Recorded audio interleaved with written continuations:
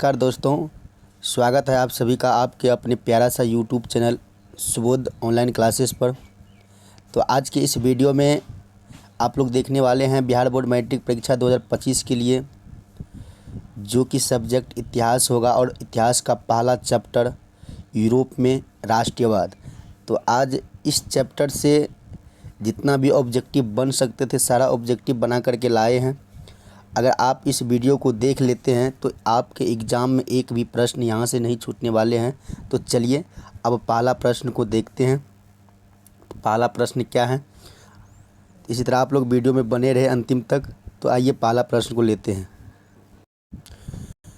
तो आपका पहला प्रश्न है कि इटली तथा जर्मनी वर्तमान में किस महादेश के अंतर्गत आते हैं। तो आपका ऑप्शन हो जाएगा सी, यूरोप। तो चलिए अगला प्रश्न को देखते हैं। इसी तरह आप लोग वीडियो में बने रहें। अगला प्रश्न है आपका कि फ्रांस में किस शासन वंश की पुनः स्थापना वियना कांग्रेस द्वारा की गई थी। तो आपका सही जवाब हो जाएगा ऑप्शन नंबर सी, बुर्बो वंश। ठीक, चलिए अगला प्रश्न देखते हैं।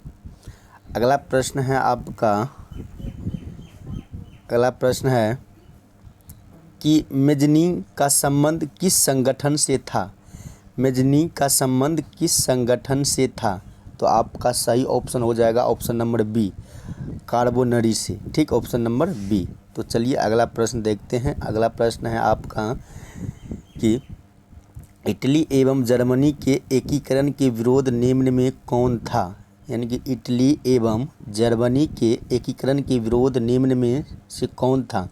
तो आपका सही ऑप्शन हो जाएगा ऑप्शन नंबर सी, ऑस्ट्रेलिया। ठीक, चलिए अगला प्रश्न देखते हैं। प्रश्न नंबर 5वां को देख लेते हैं। 5वां प्रश्न क्या है कि काउंट काबूर को विक्टर एमेनुएल ने किस पद पर नियुक्त किया। तो आपका सही जवाब हो जाएगा ऑप्शन नंबर सी, यानी कि प्रधानमंत्री के पद पे। तो चलिए इसी तरह आप लोग वीडियो में बने रहे। अगला प्रश्न है आपका कि गैरीबाल्डी पैसे से क्या था। तो आप सबको पता होगा गैरीबाल्डी पैसे से नाविक था। क्या था? नाविक। ऑप्शन नंबर डी हो जाएगा सही। आइए अगला प्रश्न को देखते हैं। अगला प्रश्न है आपका कि जर्मन राइन राज्य का निर्माण किसने किया था। 7वां प्रश्न है, देखिए ध्यान से, कि जर्मन राइन राज्य का निर्माण किसने किया था। तो आपका सही जवाब हो जाएगा ऑप्शन नंबर बी, यानी कि नेपोलियन बोनापार्ट। ठीक, ऑप्शन नंबर बी। आइए अगला प्रश्न को देखते हैं। अगला प्रश्न है आपका कि जाल वेरिन कैसी संस्था थी। तो आपको याद रखना है जाल वेरिन कैसी संस्था थी। तो आपको याद रखना है कि व्यापारियों की। ठीक, ऑप्शन नंबर बी हो जाएगा सही। आइए अगला प्रश्न को देखते हैं। ठीक, अपने दोस्तों में भी इस वीडियो को शेयर करें ताकि वो भी 2025 के लिए अच्छा नंबर ला सकें। अगला प्रश्न आपका है कि रक्त एवं लौह की नीति का अवलंबन किसने किया। तो आपको याद रखना है ऑप्शन नंबर सी, बिस्मार्क ने। ठीक, ऑप्शन नंबर क्या होगा? सी। आइए अगला प्रश्न को देखते हैं। अगला प्रश्न आपका है फ्रैंकफर्ट की संधि कब हुई। फ्रैंकफर्ट की संधि कब हुई। तो आपका ऑप्शन हो जाएगा डी, यानी कि 1871 में। तो अभी तक 10 प्रश्न पूछे हैं। आप लोग बताइए कि 10 प्रश्न में से कितना का जवाब आप लोग दिए हैं। ठीक, तो चलिए अब आगे बढ़ते हैं। 11वां प्रश्न को देख लेते हैं। 11वां प्रश्न है आपका कि नेपल्स की क्रांति कब हुई। नेपल्स की क्रांति कब हुई। तो देखिए ऑप्शन यहाँ है, 4 ऑप्शन है। तो आपका सही ऑप्शन हो जाएगा बी, यानी कि 1821 ईस्वी। चलिए अगला प्रश्न को देखते हैं। अगला प्रश्न है कि चारटिस्ट आंदोलन कहाँ हुआ। तो 4 ऑप्शन है, आप देख सकते हैं। तो आपका सही ऑप्शन हो जाएगा ऑप्शन नंबर डी, यानी कि इंग्लैंड में। ऑप्शन नंबर डी, इंग्लैंड में। चलिए अगला प्रश्न देखते हैं। इसी तरह आप लोग वीडियो में अंतिम तक बने रहें ताकि यहाँ से आपके बिहार बोर्ड एग्ज़ाम में एक भी प्रश्न इस चैप्टर से नहीं छूटने वाले हैं। क्योंकि मैं अपने अनुसार जहाँ तक इस चैप्टर से प्रश्न बन सकता था सारा प्रश्न को बनाए हैं, इसलिए ये वीडियो आप लोगों को देखना इम्पोर्टेंट हो जाता है। चलिए 13 नंबर का प्रश्न क्या कहता है कि यूनान को एक स्वतंत्र राष्ट्र घोषित किया गया था। मतलब कि कब घोषित किया गया था। तो आपका ऑप्शन नंबर हो जाएगा बी यानी कि 1832 में। चलिए अगला प्रश्न को देखते हैं। अगला प्रश्न है आपका कि कार्बोनरी संगठन किस वर्ष हुआ। कार्बोनरी संगठन किस वर्ष हुआ, तो आपको याद रखना है कि 1810 ईस्वी में, ऑप्शन नंबर सी। आइए अगला प्रश्न देखते हैं। अगला प्रश्न है आपका कि एड्रियानोपुल की संधि कब हुई, तो आपको याद रखना है कि ऑप्शन नंबर बी यानी कि 1829 में। ठीक, चलिए अगला प्रश्न देख लेते हैं। अगला प्रश्न आपका है कि एड्रियानोपुल की संधि किन दो देशों के बीच हुई, तो आपको याद रखना है हमेशा कि तुर्की और रूस के बीच। ऑप्शन नंबर ए हो जाएगा सही। ठीक, चलिए अगला प्रश्न को देखते हैं। अगला प्रश्न आपका है सेडौन का युद्ध किनके बीच हुआ, तो याद रखना है, बहुत ही इंपॉर्टेंट क्वेश्चन है 2025 के लिए। ठीक, इसको याद रख लीजिए, सेडौन का युद्ध किनके बीच हुआ, तो आपको याद रखना है ऑप्शन नंबर सी, फ्रांस और पर्सा के बीच। ठीक, चलिए अगला प्रश्न को देखते हैं। अगला प्रश्न है आपका पोलैंड के विद्रोह को किसने कुचल दिया।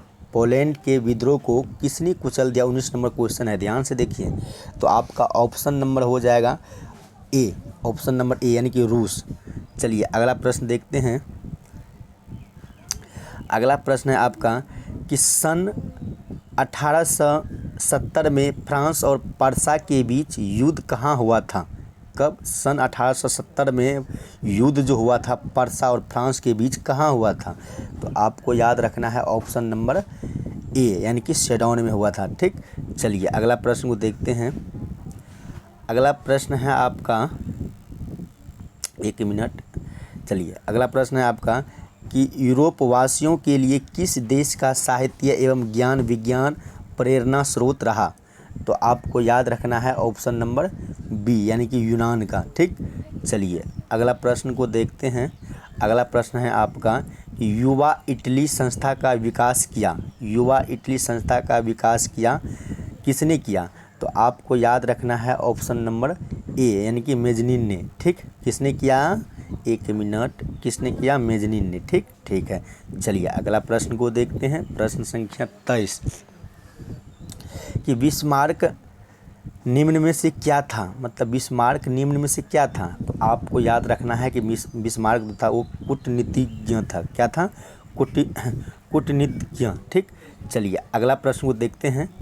अगला प्रश्न आपका है कि सार्डिनिया पिडमाउंट का शासक कौन था, तो आपको याद रखना है, 24 नंबर प्रश्न है, आपको याद रखना है कि ऑप्शन नंबर सी यानी कि विक्टर एमेनुअल। ठीक, ऑप्शन नंबर सी सही हो जाएगा, राइट ऑप्शन।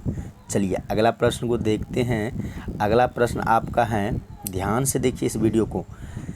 अगला प्रश्न 25 नंबर प्रश्न है कि यूनानी स्वतंत्रता आंदोलन के दौरान कौन ब्रिटिश कवि शहीद हुए, तो आपको याद रखना है ऑप्शन नंबर ए यानी कि लॉर्ड बायरन। ठीक, ऑप्शन नंबर ए हो जाएगा सही। चलिए अगला प्रश्न को देखते हैं। अगला प्रश्न है आपका कि जाल्वे राइन की स्थापना किस राज ने की। जाल्वे राइन की स्थापना किस राज ने की, तो आपको याद रखना है ऑप्शन नंबर ए यानी कि पर्सा। कौन, पर्सा। चलिए अगला प्रश्न को देखते हैं। अगला प्रश्न आपका है, अगला प्रश्न आपका है कि देखिए ध्यान से, हंगरी की भाषा क्या थी। क्या बोला गया है क्वेश्चन में कि हंगरी की भाषा क्या थी, तो आपको याद रखना है ऑप्शन नंबर, इसका जो राइट ऑप्शन होगा बी होगा यानी कि मैंग्यार। ऑप्शन नंबर क्या होगा, बी। ठीक, चलिए अगला प्रश्न देखते हैं। प्रश्न संख्या 28 यही होगा ना, यस सर। तो अगला प्रश्न आपका है, अगला प्रश्न है आपका कि यूनान के स्वतंत्रता संग्राम में किसकी पराजय हुई। यूनान के स्वतंत्रता संग्राम में किसकी पराजय हुई, तो ऑप्शन 4 तो है, तो आपका सही ऑप्शन हो जाएगा ऑप्शन नंबर बी यानी कि तुर्की की। ठीक, चलिए अगला प्रश्न को देखते हैं। अगला प्रश्न है कि मारियान किस देश के राष्ट्रवाद की प्रतीक थी। ध्यान से सुनिएगा, 29 नंबर प्रश्न कि मारियान किस देश के राष्ट्रवाद की प्रतीक थी। प्रतीक मतलब चिन्ह होता है, तो आपको याद रखना है कि आपका जो ऑप्शन होगा ए यानी कि फ्रांस की। ठीक, चलिए अगला प्रश्न को देखते हैं। अगला प्रश्न है 30 नंबर प्रश्न है आपका कि यूरोपीय सभ्यता का पालना किसे कहा जाता था। तो आपको याद रखना है कि आपका जो ऑप्शन होगा ऑप्शन नंबर डी यानी कि यूनान को। तो बताइए कि टोटल प्रश्न 30 हुआ है, तो आप लोग 30 में कितना का जवाब दिए हैं बताइए तो। ठीक है, कोई 25 कोई 20, ठीक है। चलिए अगला प्रश्न को देखते हैं। अगला प्रश्न है आपका 31 नंबर प्रश्न कि एक्ट ऑफ यूनियन किस वर्ष पारित हुआ यानी कि लागू हुआ। तो आपको याद रख, पारित मतलब हुआ, लागू हुआ। तो आपको याद रखना है, एक मिनट आपको याद रखना है ऑप्शन नंबर ए यानी कि 1688 में। ठीक, चलिए अगला प्रश्न को देखते हैं। अगला प्रश्न आपका है, ध्यान से अगला प्रश्न है कि 1789 की फ्रांसीसी क्रांति के समय वहाँ किस राजवंश का शासन था। तो आपको याद रखना है 32 नंबर प्रश्न होगा ऑप्शन नंबर सी यानी कि बुर्बो वंश का। ठीक, चलिए अगला प्रश्न को देखते हैं। इसी तरह आप लोग अंतिम तक वीडियो में बने रहें ताकि यहाँ से इस वीडियो से 2025 में एक भी ऑब्जेक्टिव प्रश्न आपके एग्ज़ाम में नहीं छूटने वाले हैं। चलिए अगला प्रश्न 33 नंबर प्रश्न क्या कर रहा है, ध्यान से सुनिए। नेपोलियन संस्था किस वर्ष लागू की गई। तो आपको याद रखना है ऑप्शन नंबर इसका जो होगा डी यानी कि 1804 में। ठीक, किस वर्ष लागू की गई थी, 1804 में। चलिए अगला प्रश्न को देख लेते हैं। अगला प्रश्न आपका है कि जर्मनी के एकीकरण के लिए बिस्मार्क ने कितने युद्ध किए। ध्यान से, जर्मनी के एकीकरण के लिए बिस्मार्क ने कितने युद्ध किए। तो आपको याद रखना है 34 नंबर प्रश्न है, इसका सही ऑप्शन हो जाएगा सी यानी कि 3 युद्ध किए। कितना युद्ध, 3 युद्ध। चलिए अगला प्रश्न को देखते हैं। अगला प्रश्न आपका है, ध्यान से, कि वियना कांग्रेस में कौन राष्ट्र सम्मिलित नहीं था। वियना कांग्रेस में कौन राष्ट्र सम्मिलित नहीं था। तो आपको याद रखना है ऑप्शन नंबर आपका जो हो जाएगा राइट ऑप्शन डी यानी कि जर्मनी। चलिए अगला प्रश्न को देखते हैं। 36 नंबर प्रश्न को देख लेते हैं। 36 नंबर प्रश्न क्या कहता है कि वियना कांग्रेस में पवित्र संघ की योजना किसने प्रस्तुत की। ठीक, लागू की। तो आपको याद रख, प्रस्तुत मतलब लागू होता है। ठीक, आपको याद रखना है ऑप्शन नंबर ए यानी कि रूस ने। किसने की, रूस ने। चलिए अगला प्रश्न को देखते हैं।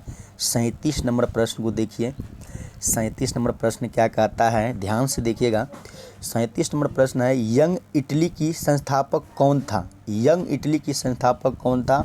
और ये भी प्रश्न आप 2025 के लिए रख लीजिए अपने दिमाग में, अपने ब्रेन में बैठाकर। ठीक, तो आपका ऑप्शन हो जाएगा 37 नंबर प्रश्न है ना, यस सर।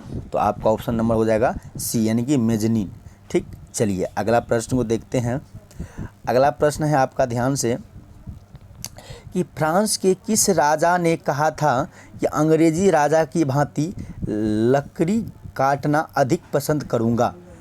ध्यान से, तो आपको याद रखना है 38 नंबर प्रश्न है यानी कि ऑप्शन नंबर डी होगा चार्ल्स सदम ने। किसने, चार्ल्स सदम ने। ऑप्शन नंबर डी हो जाएगा राइट आंसर इसका। चलिए अगला प्रश्न को देख लेते हैं।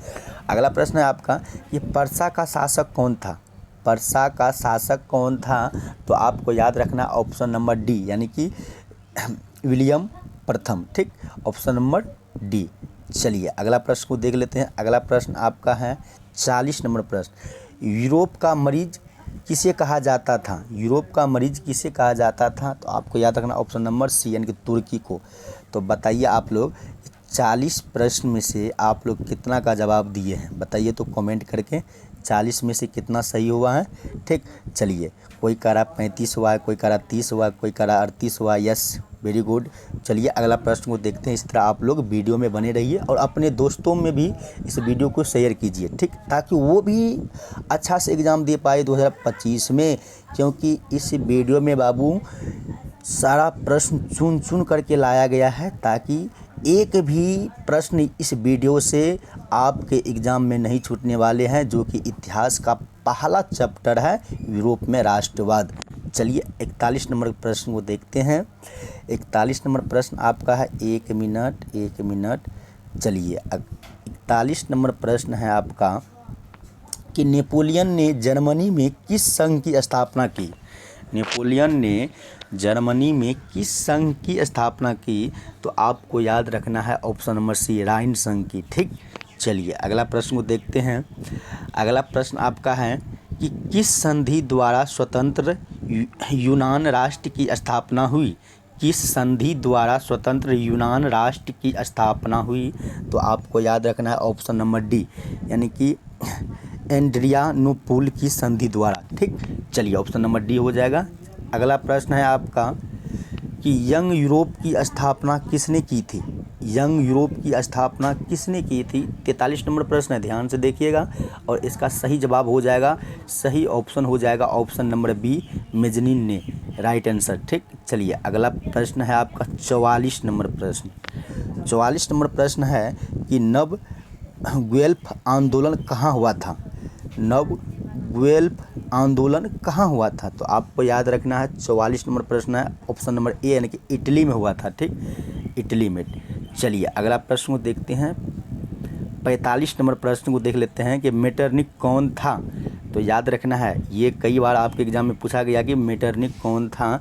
तो आपको याद रखना है ऑप्शन नंबर ए हो जाएगा, यानी कि ऑस्ट्रेलिया का चांसलर था वो। ठीक, कहाँ का, ऑस्ट्रेलिया का चांसलर। तो ऐसे भी पूछ सकता है कि मेटरनिख कहाँ का चांसलर था, तो आपको याद रखना है ऑस्ट्रेलिया का। चलिए आप पूछेगा ऑस्ट्रेलिया का चांसलर कौन था, तो आपको याद रखना है मेटरनिख।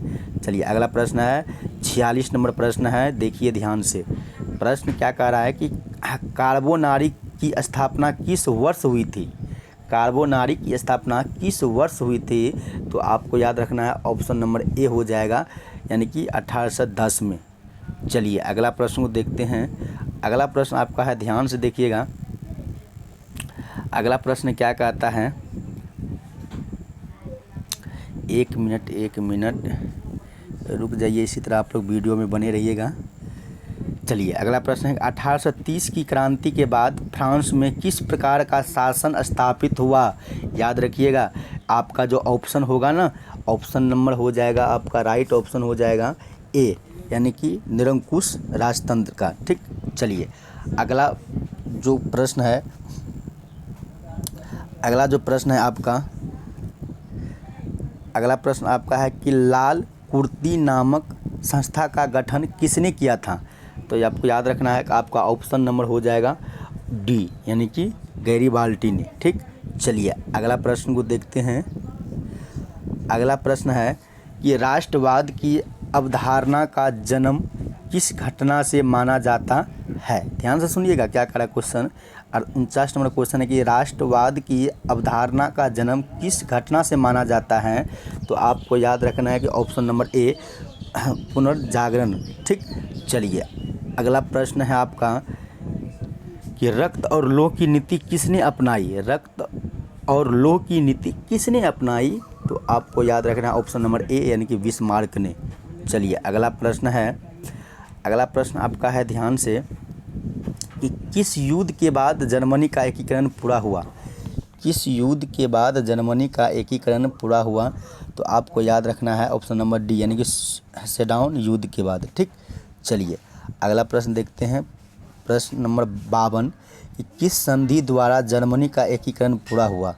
तो आपको याद रखना है ऑप्शन नंबर डी, यानी कि फ्रैंकफर्ट की संधि द्वारा। ठीक, चलिए अगला प्रश्न है कि जर्मनी एवं इटली के एकीकरण के समय फ्रांस का शासक कौन था। यहाँ फ्रांस होगा, फ्रांस का शासक कौन था। तो आपको याद रखना ऑप्शन नंबर बी, यानी कि Napoleon three, option number B. ठीक है, चलिए आगे चलते हैं। आगे है, अब तो क्वेश्चन नहीं है बाबू। ठीक, तो टोटल क्वेश्चन कितना हुआ, 53। तो बताइए आप लोग 53 क्वेश्चन में से टोटल कितना सही किए हैं। टोटल तो 53 क्वेश्चन है, और इन 53 में से आप लोग कितना सही किए हैं। किसी का जवाब आ रहा है 45, किसी का जवाब आ रहा है 40, किसी का जवाब कितना है 50। वाह क्या बात है। तो चलिए यहाँ तक पूरा क्वेश्चन था इस वीडियो में। इतिहास चैप्टर का जो पहला चैप्टर है यूरोप में राष्ट्रवाद, इस वीडियो में यूरोप में राष्ट्रवाद से जितना भी क्वेश्चन बन सकते थे सारा क्वेश्चन बना करके आप लोगों के सामने लाए हैं। और इस वीडियो को अगर आप देख लेते हैं तो यहाँ से आपके एग्ज़ाम में 2025 में एक भी प्रश्न नहीं छूटने वाले हैं। और अपने दोस्तों में भी इस वीडियो को शेयर कर दीजिए ताकि वो भी अच्छा नंबर ला पाए। तो चलिए, अगर वीडियो अच्छा लगा हो तो वीडियो को लाइक और एक सब्सक्राइब ज़रूर कीजिए। तो इसी तरह का वीडियो आप लोगों के लिए लाता रहूँगा। ये ऑब्जेक्टिव था। अब इसके बाद जो आएगा नेक्स्ट वीडियो, यही यूरोप में राष्ट्रवाद का सब्जेक्टिव प्रश्न लाएंगे आप लोगों के लिए 2025 के लिए। आप लोग तैयार रहिएगा। ठीक है, तो आज के लिए इतना ही। जय हिंद, जय भारत।